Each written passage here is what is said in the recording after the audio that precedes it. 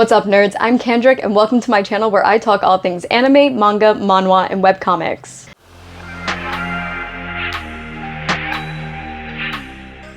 Today's video is going to be the first in a series where I go back through and reread all of the Jujutsu Kaisen manga over from the beginning and bring you along with me. I think this series is great for anyone who's a first-time JJK fan, anime only, or who wants to get caught up now that we're in the beginning couple of episodes for season 2. If you follow me on the Clock app, you've seen me post short 1 to 3 minute recaps for each of the volumes, but on this channel I want to dive really in depth and find some of those details that as the series progresses become super convoluted. Going back through and rereading it from the beginning has been super helpful for me, but rather than you having to do it as well, I figured I'll make these 8 to 10 minute videos that are going to be nice little recaps you can always go back to and reference. So let's get into volume 0. In chapter 1, we meet Yuta Akatsu surrounded by talismans and discussions of his execution. We then flash back to Yuta being intimidated in school by a group of bullies saying, "Stop it, you can't." Now, the bullies think that he's begging them to stop because he's backed into a corner, when in all actuality, he's begging the cursed spirit of Rika Orimoto, his deceased childhood friend, to not attack them. Rika manifests monstrous energy in an attempt to aid Yuta, but has wound up killing people that confront or bully him. Feeling helpless, Yuta wants to end his life to stop the bloodshed, but is instead asked by Gojo to join Jujutsu High. He initially refuses to go, saying he'll stay sealed in the room with the talismans awaiting his execution, but eventually gives in. Gojo informs Yuta that Rika, the curse attached to him, can be used to help instead of harm people if he learns to control her power. When he transfers to Jujutsu High, however, the students are immediately on guard when they see a very powerful curse attached to him. Gojo tells them that most unexplained deaths are the cause of negative energy flowing out of people, which are curses or evil curse users. Sorcerers, such as those at Jujutsu High, use cursed energy and curses to fight other curses. Right when Rika reaches through the wall to protect Yuta from his new classmates, we flash back to 6 years ago when they were kids. Rika gave Yuta a ring for his birthday with the promise to marry when they were older. However, we soon see Rika lying in the road after being hit by a car with her head smashed. When we jump back to present time, Gojo introduces the rest of the students and explains that provoking Yuta may cause Rika to come out again. Yuta then prepares for his first practical jujutsu class and is paired with Maki, a cursed tool user. Maki notes that she finds it a little gross how Yuta plays the victim while still having this extremely powerful curse attached to him protecting him. For their practical jujutsu lesson, they go to an elementary school where kids are disappearing, where they need to exorcise the curse, rescue kids, and retrieve any dead bodies. Gojo then casts a curtain around the school, making everything inside appear normal to the outside world so they don't reveal curses to non-sorcerers. Maki takes out a few weaker curses on their way inside the school and asks Yuta what his rank is. All jujutsu sorcerers are given a rank from 1 to 4, with 4 being the lowest. She's shocked to see, looking at Yuta's school ID, that he's listed as special grade, which is above rank 1. Before she has time to think about it further, another curse appears ready to attack, and both Yuta and Maki are swallowed whole. Inside of the curse, they find 2 younger kids. The youngest of them is dying, and the older one is cursed, so he doesn't have much long to live either. We then see a cursed wound on Maki's leg, and she collapses. She yells at Yuta, asking why he even came to Jujutsu High and what he was expecting. After learning he doesn't want to hurt people anymore, Maki tells him to start exercising, dispel the curse that swallowed them, save the kids, and then continue to go on and fight the other curses that are harming people. Yuta then asks Rika to lend him her power, and she bursts through the curse that swallowed them, immediately taking care of it. It's after Yuta gets Maki and the kids to safety that he begins to question whether it is Rika who's cursing him or if he was the one who cursed Rika. In chapter 2, Gojo talks with the council to discuss Rika being let out to destroy the curse they were inside.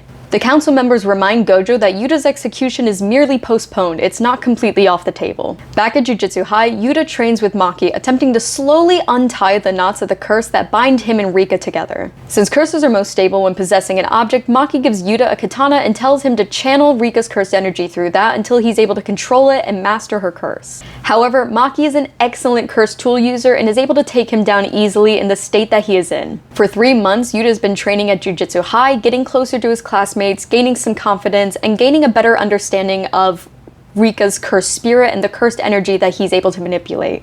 Gojo then pulls Inumaki, a cursed speech user, and Yuta aside to take care of a curse specifically assigned to Inumaki. However, this time Yuta cannot let Rika out, and he and Inumaki enter a shopping mall with a group of low-level curses. Since Inumaki's cursed speech imbues words with cursed energy, he's able to say explode and see a group of low-level curses explode. However, we then see a semi-grade 1 curse that was not supposed to be there. Yuta continues practicing to imbue the katana with Rika's cursed energy, but isn't able to land any meaningful blows, so he throws the throat medicine to Inumaki so he's able to use his cursed speech again. After they take care of the semi-grade 1 curse, Yuta begins questioning if he'll be able to stay at Jujutsu High once he unravels the knots tying him and Rika together. This is where we meet Suguru Geto, who is watching them fight, hoping to see Rika, all while holding Yuta's school ID. Geto is a special grade sorcerer who's considered the worst of all curse users. He was expelled from Jujutsu High and has killed hundreds of civilians. In Chapter 3, we see Geto act as a religious leader of sorts, removing the curses from all non-sorcerers whom he refers to as monkeys. Geto really only sees 2 uses for non-sorcerers, those that provide him with funds and those that provide him with the curses he collects.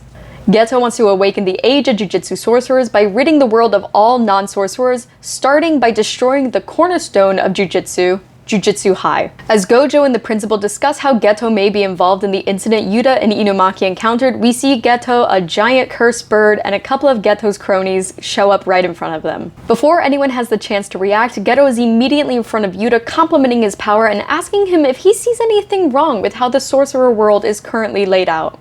The way the sorcerer world currently is set up is sorcerers are working in the shadows to protect non-sorcerers, and Geto sees this as the strong submitting to the weak, which is hindering the evolution of sorcerers.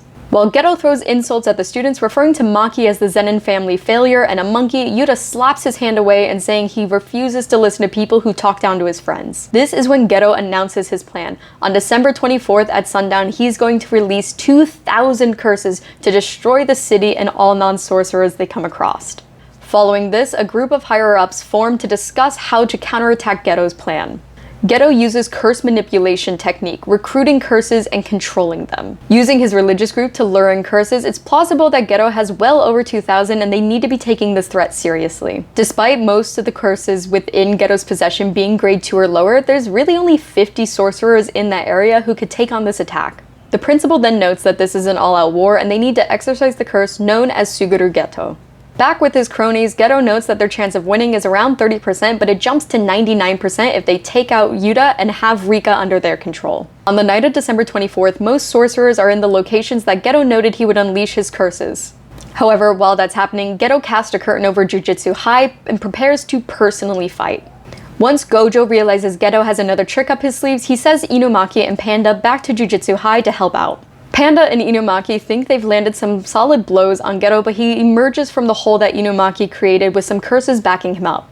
He laughs at how they came to rescue Yuta, sacrificing their life for someone else's. Next, we see Yuta coming across the body of Maki, who's badly beaten, and panning over to see Panda and Inumaki also in a similar state of defeat. Seeing his friends severely injured and potentially on the verge of death, Yuta summons Rika. In Chapter 4, the first thing Yuta does in his fight against Geto is get his friends away, beginning to heal them and promising that he won't let them die. After beginning to heal his friends, Rika creates a megaphone which allows Yuta to have the similar curse speech ability that Inumaki has. Seeing Rika's endless curse energy in play, Geto becomes even more power hungry, just wanting to kill Yuta and take Rika's curse for himself. During Yuta's showdown against Geto, they face off in an epic battle exchanging blows. Geto then releases one of these 16 special grade curses and combines the remaining 4,000 plus curses in his possession into one and plans to hit Yuta with one major hit, using his curse technique, Maximum Uzumaki. Seeing this, Yuta thanks Rika for always protecting and loving him. He then pledges his life to Rika in return for her stopping Geto. By sacrificing himself to Rika with pure love, they're able to surpass the limit of cursed energy. In the end, we see an injured Geto escaping to an alley after being beaten by Yuta and Rika. He's confronted by Gojo and the pair share a conversation reminiscing back on the connection they used to have. Gojo refuses to curse at or speak ill of Geto, invoking a smile before finishing him off. Back at Jujutsu High, Panda, Inumaki, and Maki have healed by the time Yuta awakens. He explains his promise to go with Rika in exchange for her powers, but instead Rika transforms back into the child version of her from 6 years ago. Here we learn that the curse is broken and Rika wasn't the one cursing Yuta, but Yuta was the one cursing her as he pleaded for her not to die. Gojo then hands Yuta his school ID card and saying that it wasn't him who found it, but his best friend and his one and only. And that is Volume 0. For those of you who made it all the way to the end, thank you so much for watching, and keep an eye out for next week where I'm going to post the breakdown for Volume 1. That is all for today, and I'll see you next time.